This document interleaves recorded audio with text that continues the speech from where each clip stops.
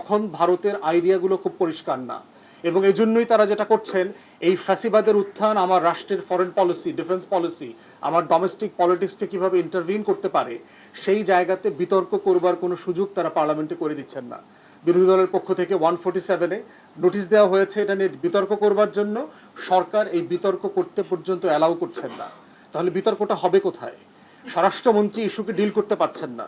সীমান্ত পুশিন নিয়ে উনি বার্মা ফ্রন্টে প্রচুর বললেন, এটা করবেন, সেটা করবেন, কাঁটাতার দিবেন, পাহাড়ের ভিতরে গিয়ে কাঁটাতার দিবেন, আপনি কত কিছু করবেন।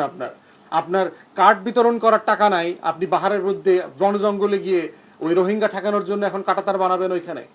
আপনার লুটপাট করারও তো টাকা নাই, আপনার খাল কাটার টাকা নাই, তা আপনি টাকা ওইখানে কিভাবে দিবেন?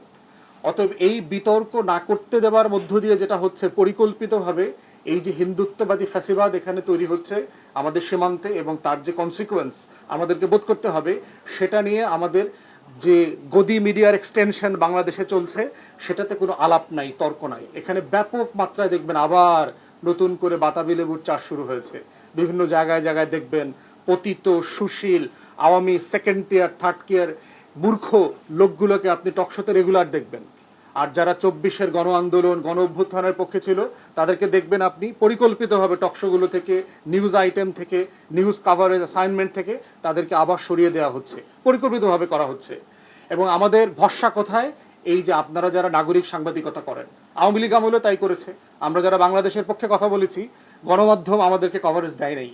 আমরা ভরসা করেছিলাম এই নাগরিক সাংবাদিকদের উপরে, যাদেরকে আপনাদেরকে তুচ্ছতাচ্ছিল্য করা হয়, আপনাদের স্বীকৃতি দেওয়া হচ্ছে না, অ্যাক্রিডিটেশন দেওয়া হচ্ছে না, মর্যাদা সম্মান দেওয়া হচ্ছে না। তাদেরকে মধ্য দিয়েই হচ্ছে আমরা বাংলাদেশকে বাঁচায় রাখবো ইনশাআল্লাহ, এবং আমাদের লড়াইটা এই মাধ্যমেই জনগণের কাছে পৌঁছে যাবে। এখনই চ্যানেলটি সাবস্ক্রাইব করে আমাদের সাথে যুক্ত থাকো। দেখা হচ্ছে নতুন ভিডিওতে।